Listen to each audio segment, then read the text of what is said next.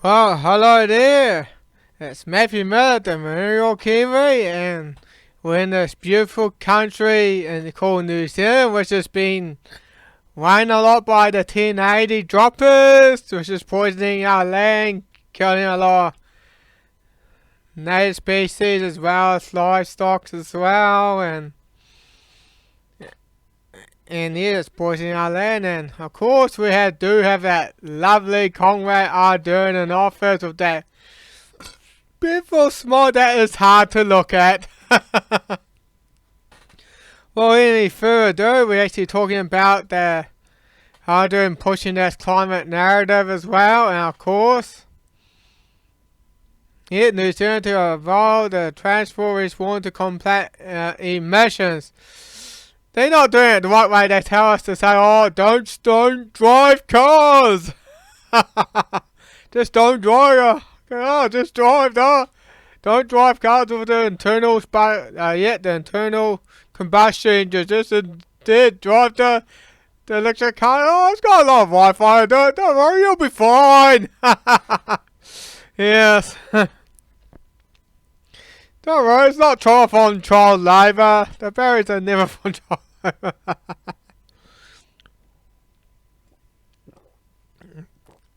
Which we'll get to that soon enough if it...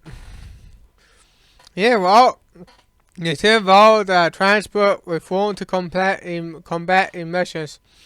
Auckland, here, New Zealand, has launched several reforms to the transport sector in order to combat emissions as the country pushed for carbon neutral target from 2050 years, from the Paris Agreement, and of course Agenda 2030 people, also the Agenda 2050 as well, and they say that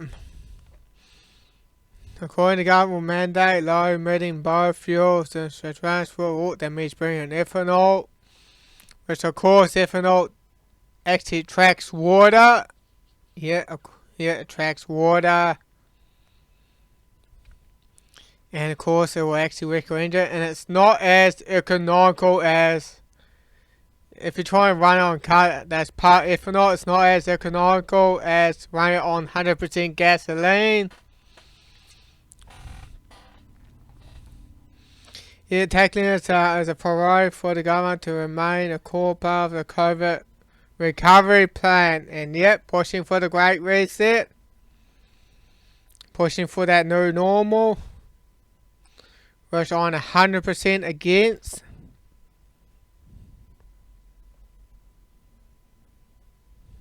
And they say nearly half of New Zealand's greenhouse emissions comes from agriculture, while transport sector makes up the second highest amount.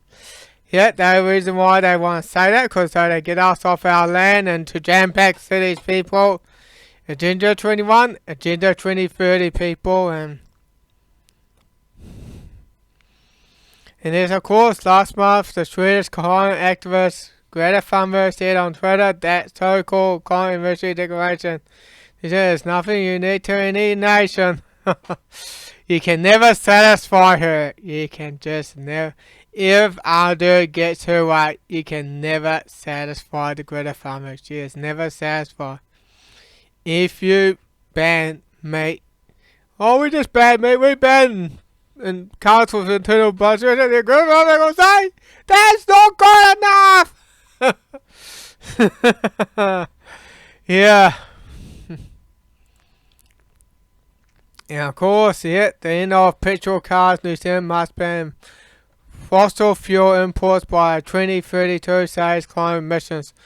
Well, I don't think so, because there's still going to be a time that internal combustion engines will still be around for decades to come.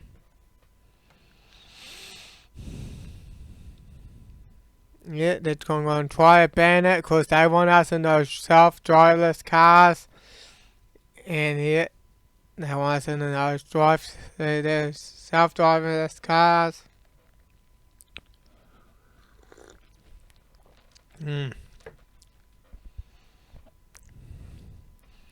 Yeah, only way they can do it is through tyranny, trying to force us out of those internal combustion engines. Yeah, under the Paris Agreement this year. Wow, people. And of course, New Zealand must take a pledge to the UN independent report. So, that hideous small that Boris the Morris Johnson. Boris the Morris Johnson. Yeah, he's a absolute muppet. Good grief. Ugh. Sort of scam people. Let's see what they gotta say. And Cabinet has agreed this week that we will be introducing a clean car standard. That it is on the timetable that some in the industry consider to be a clean car standard.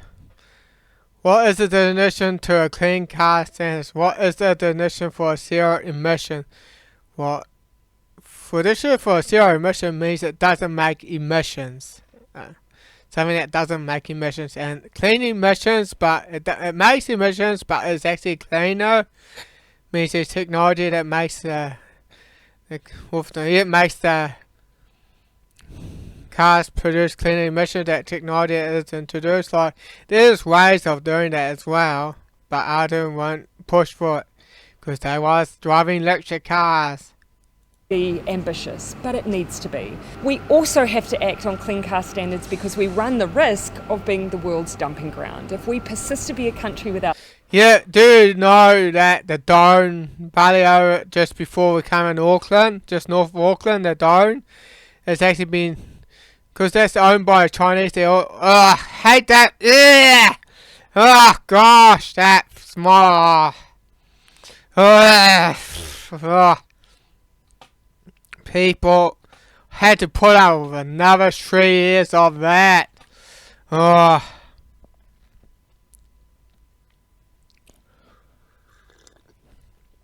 Gosh. Yeah, because of the Doan Valley just north of Auckland, they're trying to turn that into a dumping ground or something. And there's been some outcry trying to, there's people against it as well. We don't want we do not want Doan Valley becoming a smelly landfill. No way. Please, we don't want any more smelly landfills. We need to learn to manage our waste properly. And yes, there's ways of recycling plastic as well. You can turn it back into the oil as well, and you can make it into 3D filaments. Standards, the rest of the world will send their less efficient, dirtier cars to New Zealand. We can't let that happen. The second decision that we're here announcing today is around because do you know there's actually ways to make them cleaner? Yes, there's ways of doing that. You just gotta have to look into the technology, do some research, and look and see there's ways of making it cleaner. Mandating for the use of biofuels. 60 other countries around the world have done the same, and it's high time that New Zealand did too. This offers us the benefit of... that biofuel company. Ugh. People, I can't stand looking at it for crying out loud. And yes, we don't want dirty cars. And there's ways of making, as long as we service the car properly, and that's right, and there's ways of doing it, because if you're in the USA, you can make them pass smog, and I think there's a channel called Worthless Words that teaches that as well.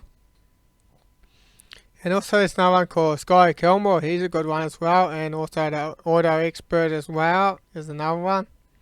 Reducing down our emissions simply by what we fill up our cars with.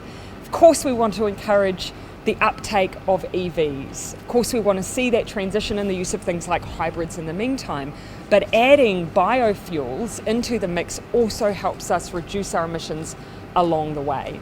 Auckland, Wellington and Christchurch. What biofuel are you just going to start growing like corn that's going to produce ethanol, having an ethanol plant? Because you know that ethanol mixed with gasoline, it doesn't make it any economical. Church at the local government level have already committed to decarbonising their bus fleets, and all have signalled that they will need further government support to continue that rollout, especially with the impact that COVID has had on their books. We'll support regional councils with a $50 million fund over the next 4 years to begin the transition of approximately 2,500 public buses in Auckland, 80% of which are in Auckland, Wellington and Christchurch. The government will engage with the sector over the coming months about how that $50 million fund can be best invested, and to consider innovative ways to make sure that we meet the higher upfront costs of investing in electric buses. Of course, buses alone won't get us there. Nearly 70% of transport emissions in New Zealand are from private vehicles: cars, SUVs, utes and light trucks. While we will continue to and intensify our work to give Kiwis great options to use public transport, to walk or cycle as a primary means of reducing emissions, we still know that we must decarbonise our existing fleet if we want. No, if it's all there's a lot of life that's carbon based. You're also carbon based, mate. I'm also carbon based. The Primate's also carbon based. To meet our Paris obligations and the forthcoming carbon budgets. Yeah, it's all a bunch of bollocks. Because they want us out of our cars into jam packs. It has nothing to do with climate change. And of course, with electric cars, do you know where they... Yep, they're mean and clean upgrade, but powered by child labour people. Child labour. And of course, our Prime Minister idea will not look at that. They want us driving it. Means bringing it, because it brings up more demand for it.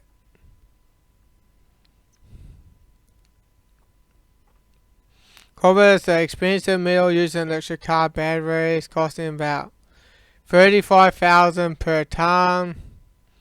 Cobalt comes from the Democratic Republic of the Congo.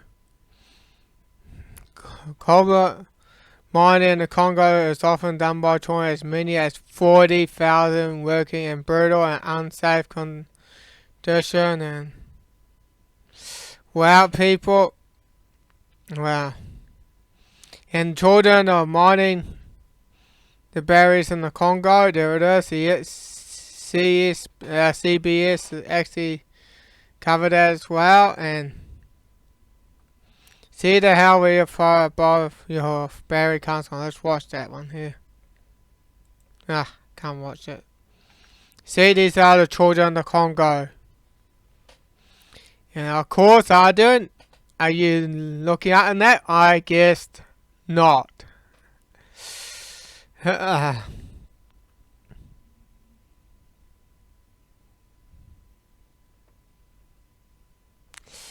Yeah.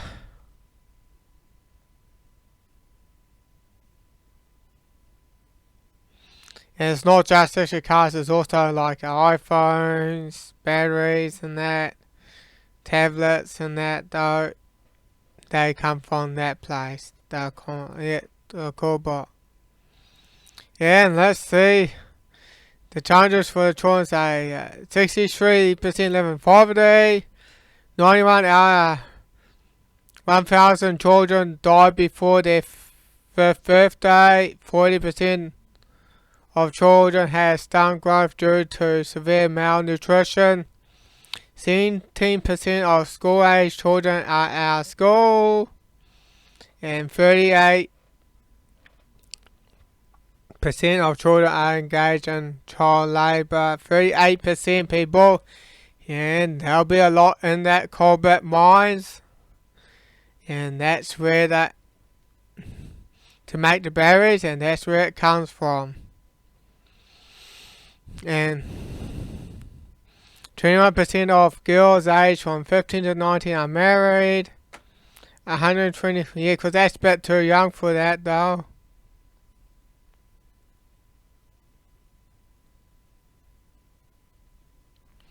Well, yeah. 125 out of 1,000 girls give birth between 15 and 19. 60% of girls aged 15 and older struggle to read or write. Wow, wow. And that's from the Save the Children website. They see statistics. And Apple, Google, Microsoft, Dell, Tesla sued over a girl's child labor in the Congo. So they're actually being sued.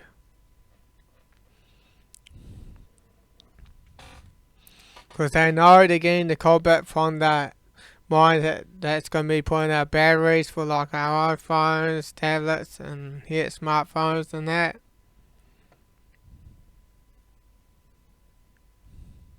And you can click to read the CNC investigation in the cobalt mines.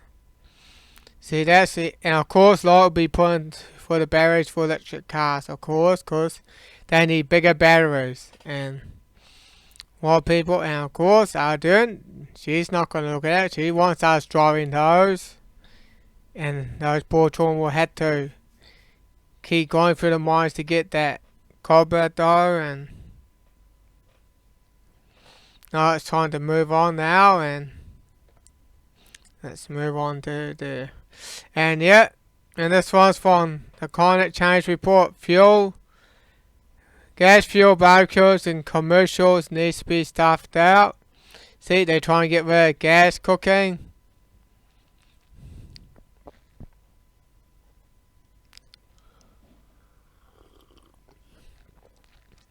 Because do you know what? If people can't use electricity, they'll use wood burning and coal to heat up their stoves to cook their food. There you go.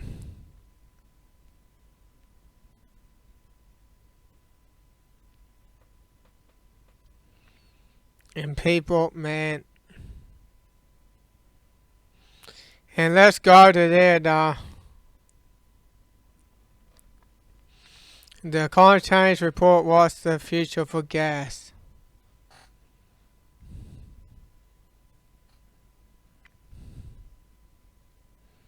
Yeah, the future for gas. They want us. It's just like they're trying to cut out the gas. Good grief, people. Good grief. Good grief. And love the flame, not the fuel. Should you give up the cooking with gas? Well, gas is an alternative to electricity, and when power goes out, people,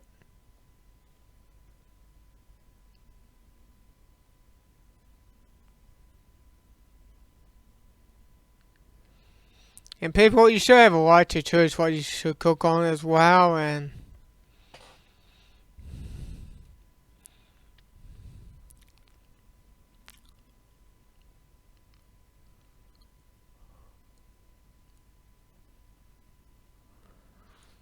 yeah, because sometimes I do cook on gas as well when the power goes out. And that's rare occasions as well.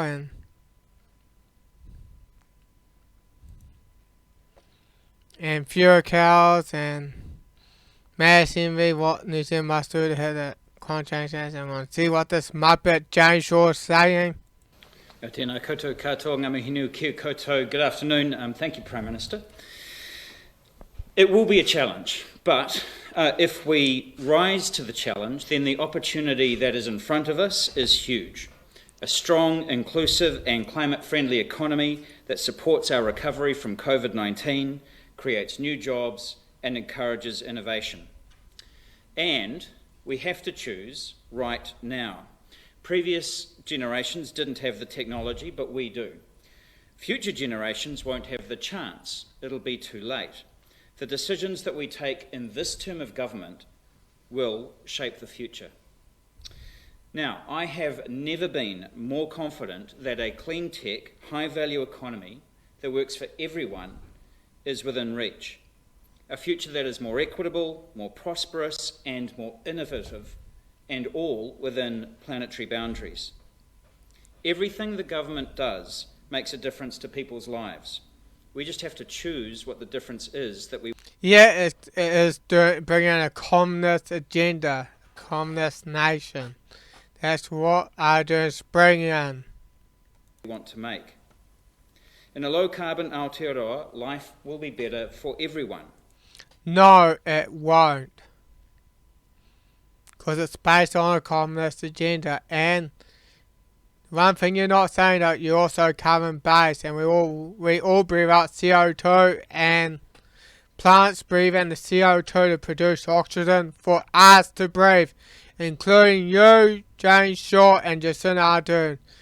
Plants produce when plants absorb the CO2, they give you oxygen as well. But we need to breathe out the CO2 for the plants to breathe that in. It's not that they want to breathe it, it's they need to breathe it. Everyday tasks are powered by clean renewable energy, cleaner air to breathe, cars charged overnight by renewables. Yeah, which renewables are not that reliable on a large scale.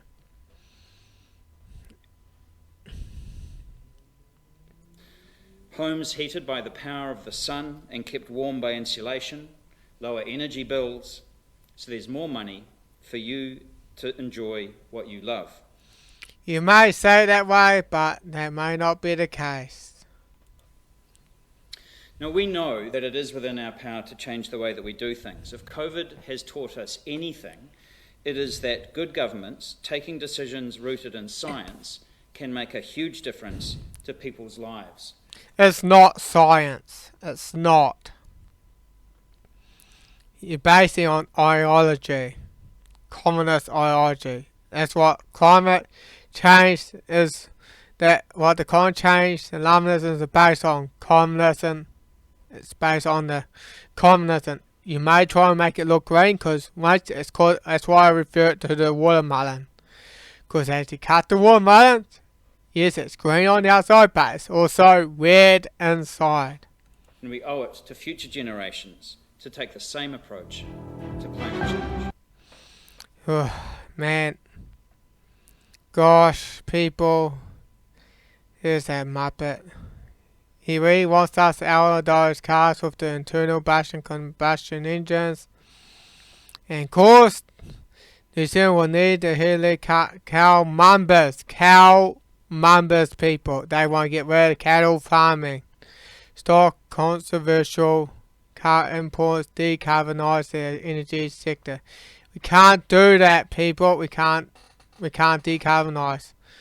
There's no such thing as zero carbon, people. All in 14 years to hit the ambitious greenhouse targets. Ugh. It's by 2035, people, and people, we have to get those people out of office, get out of politics, because they are ruining the economy. And they are doing it in the name of saving the planet, people. And also involves it to originally form climate change commission later it's just issue advice to end coal heating, more forestry, greener homes. Yet China done that. Do you know what happened when China did that, Arden? Did you know that? I'm about to show you. It's on my green site here on Eco-Liberate. Coal to gas campaign is freezing Chinese people and historic coal waves hit China coal ban. China had done that. And what happened when China did that? A lot of people freeze to death. Probably a lot of people freeze to death. And they will get sick as well because due to the intense cold. That's what happens when the government takes away the tools that a lot of people use to keep warm in a cheap way, and a lot of people will freeze to death due to the intense cold. People, if you want to watch that, go ahead, and I'll have a link to it down below as well, so you can go and watch it.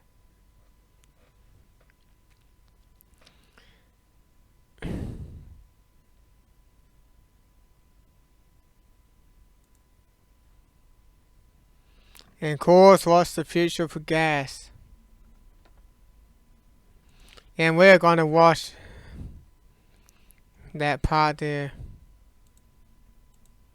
Become a thing of the past. 13 cities and one county in California have enacted new zoning codes, encouraging or requiring all electric for new construction. That means no natural gas lines to new homes and apartments. Some chefs may be hanging up their hat. And while cooking without a flame and heating your home without gas may seem unthinkable, it's all part of an effort to combat climate change.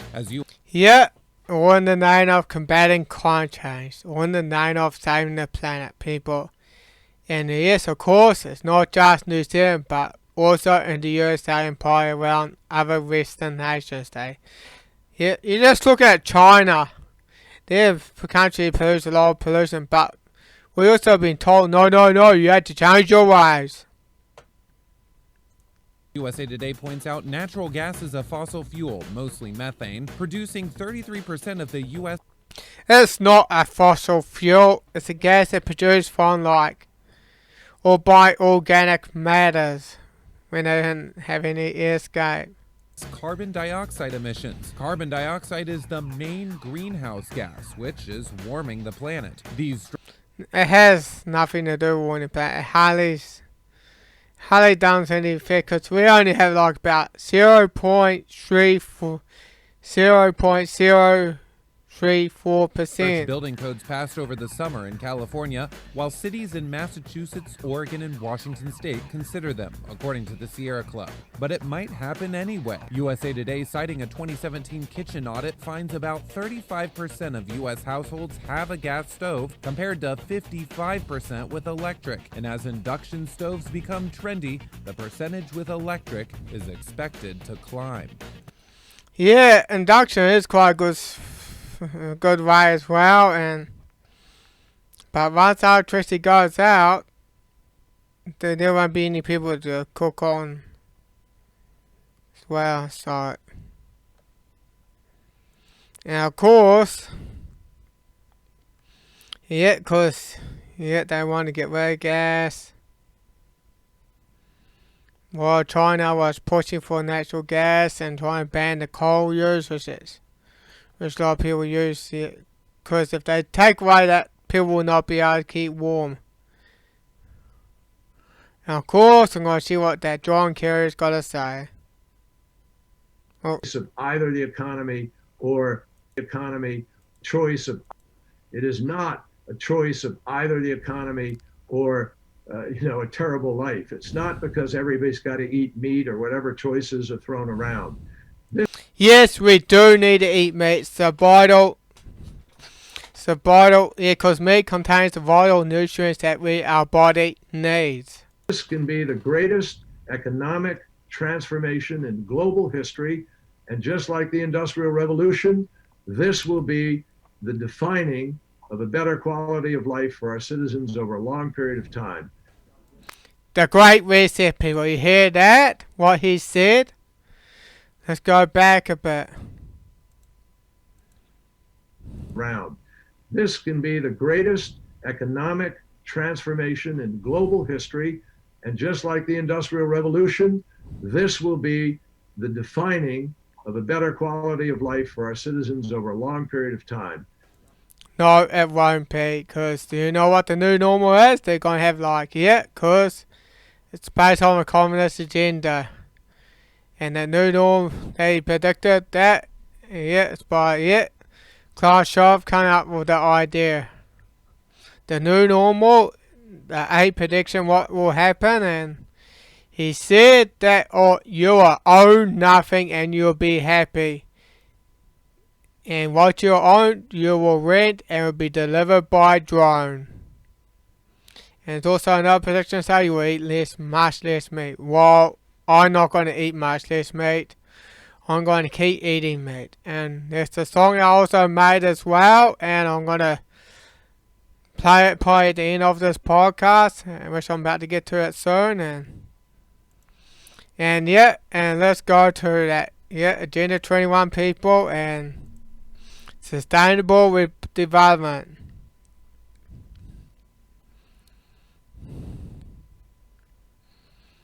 And then we got the Forest Amendment Act, the Biosecurity Act, the Fishery Act, the Hazardous Substance Act, the Ozone Protection Act, though, and there it is right there.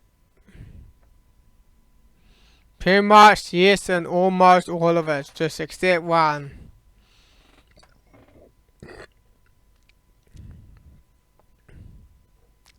Gosh, people, wow. And it has nothing to do with the environment. And it's a lot to read, people, but I'll leave it up to you for you to decide. And now we're going to go to lecture verse there, and simple bullet points is actually going is caused by the sun. Well, people, there it is there. And I'm not going to go through all of it. I'm just going to just go about the 10 and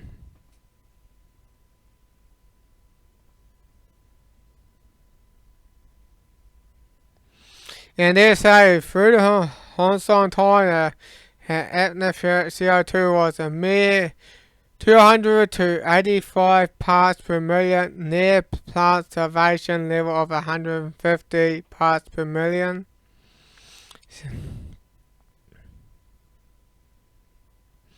And even NASA had admit that CO2 actually greens the planet.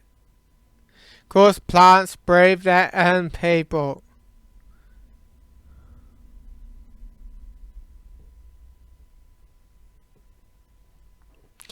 Yeah, today, January 2021,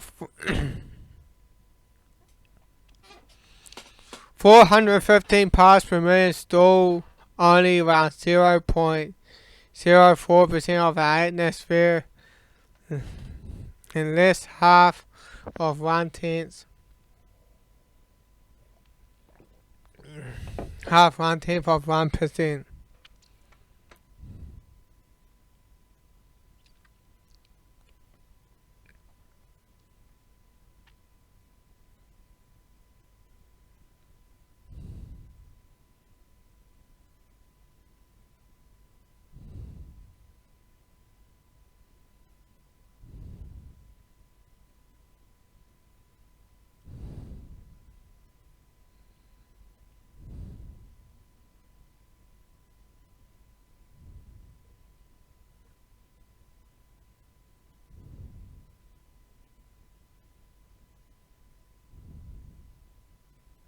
Yeah, by 5 to 10% people. Well, people, if you want to read that, this is a good way to find that. That's a good article from Electric Verse. And there's a time that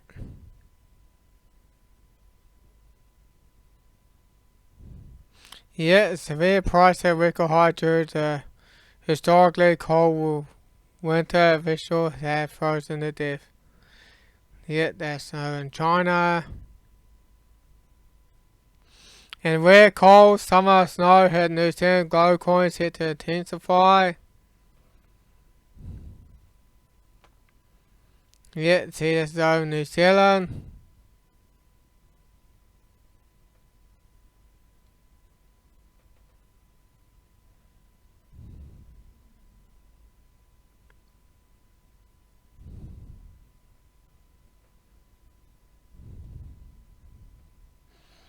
And but they see it in this Greenland ice mass there, and still going good. But and of course the Arctic is starting to get close to its peak soon. That's from the Danish Meteorology Institute. But they still push the climate change scaremongering. They still push it, and with the science says all of me, I'm gonna go through it, we're gonna listen to it. And let's go to it.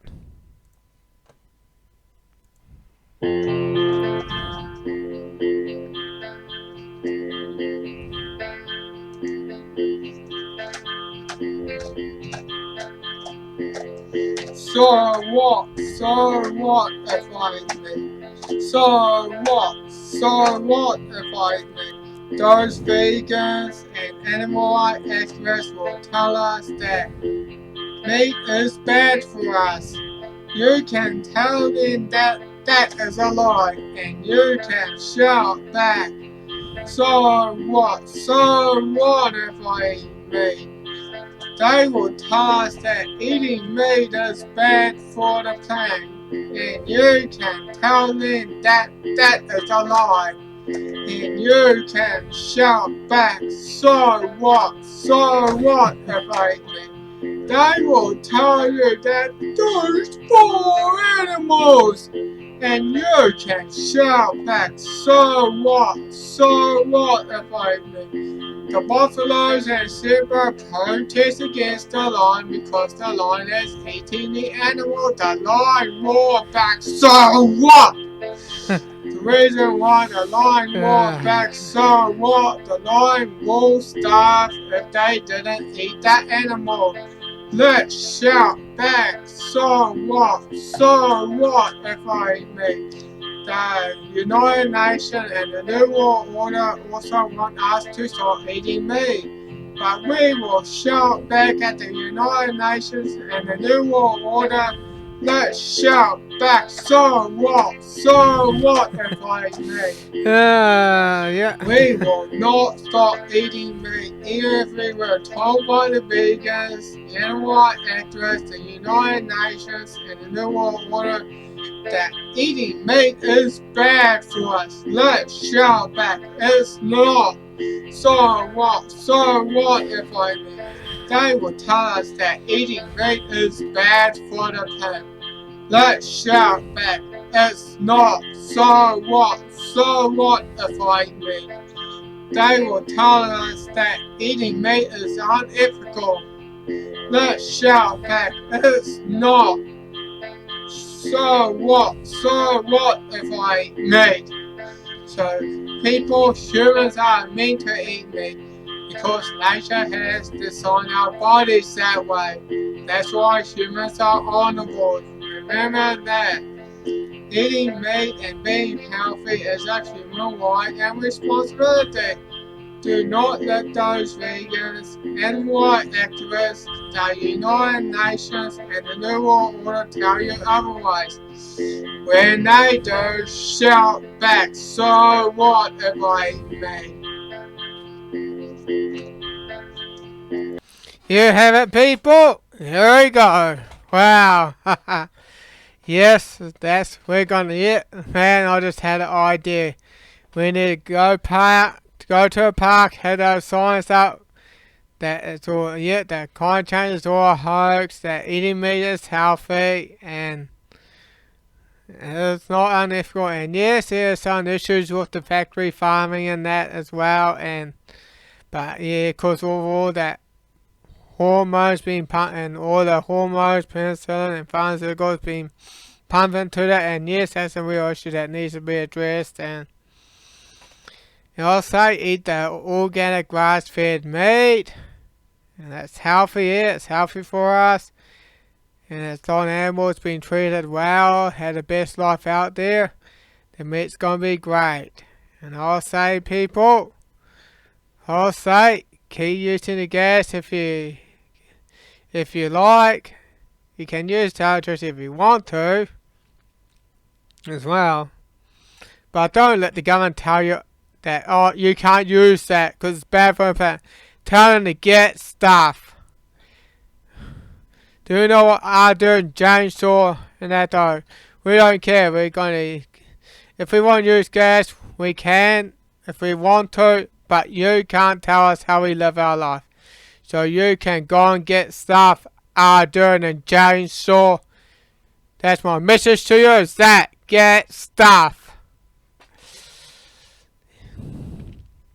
And yes, I'm going to keep eating meat till the day I die. Well, people, this is all I got to say for now. This is Manuel Kiwi signing off, over and out.